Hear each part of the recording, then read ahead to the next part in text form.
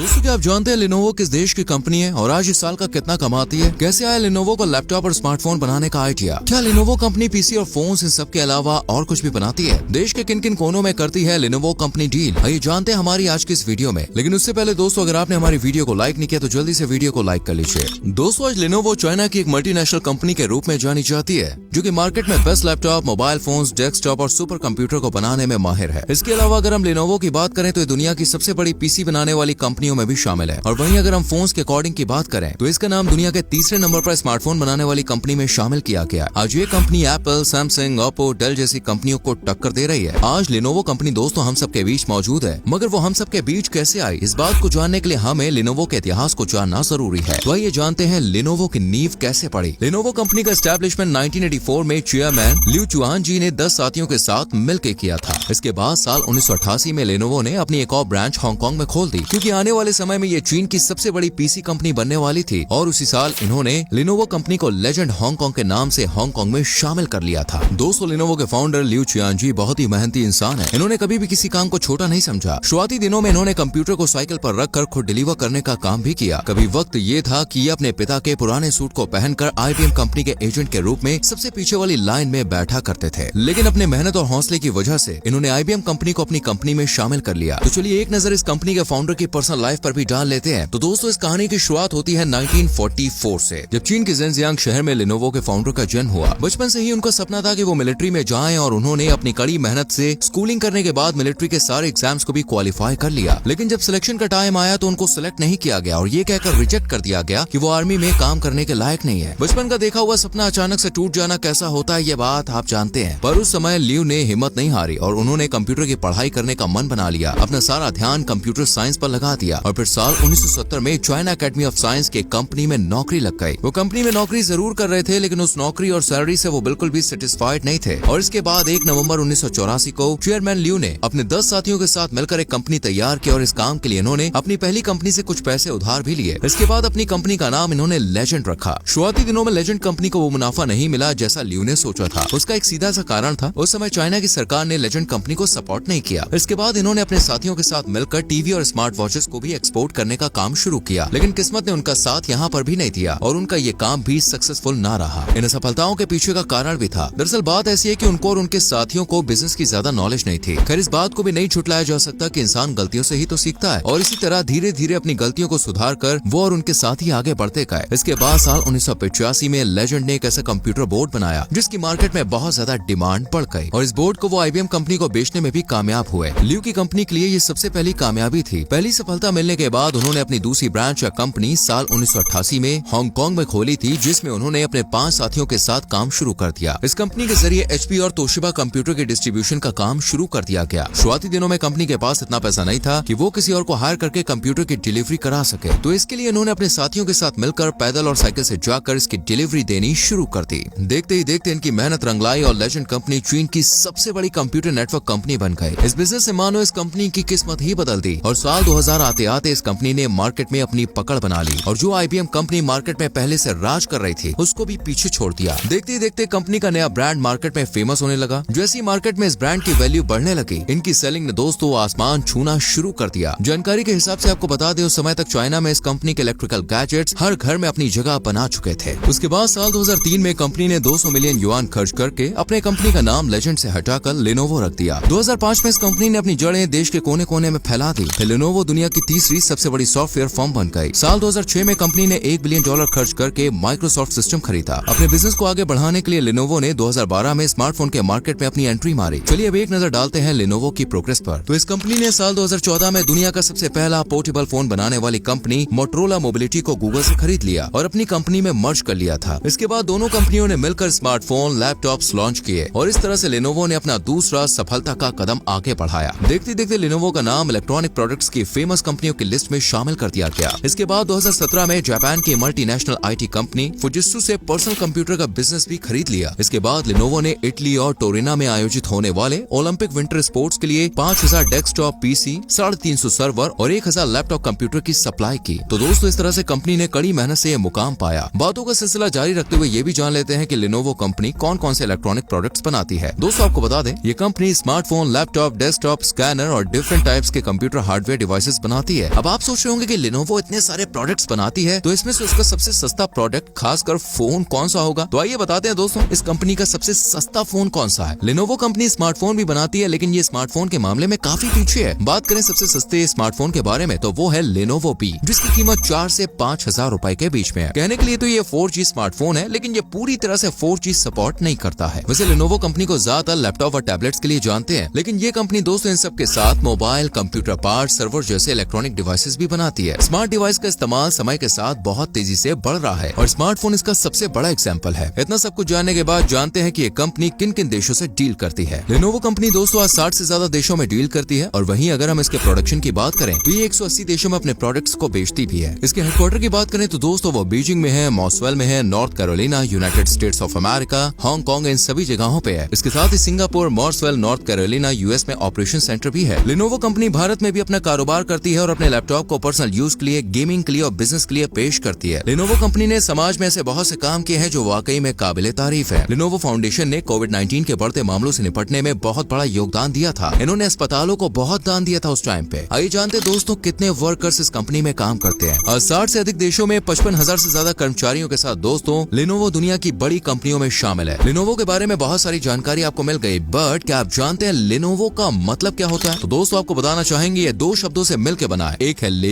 एक है नोवो। ले का मतलब होता है दोस्तों लेजेंड और नोवो लैटिन शब्द है जिसका मतलब है नया। एक मायने में कहें तो Lenovo का मतलब है द न्यू लेजेंड। Lenovo का primary business computer, tablet, smartphone, laptop, electronic storage devices, IT management system और स्मार्ट टीवी है। वहीं बात करें एनुअल रेवेन्यू की तो 2024 में कंपनी ने $14.4 बिलियन का रेवेन्यू जनरेट किया है। तो दोस्तों ये थी Lenovo की कामयाबी की कहानी। आपने जाना किस तरह से जमीन से उठकर ये शिखर तक पहुंची है। वेल आपको ये जर्नी कैसी लगी कमेंट सेक्शन में जरूर लिखें। वीडियो को लाइक और शेयर करके पेज को फॉलो करना ना भूलें।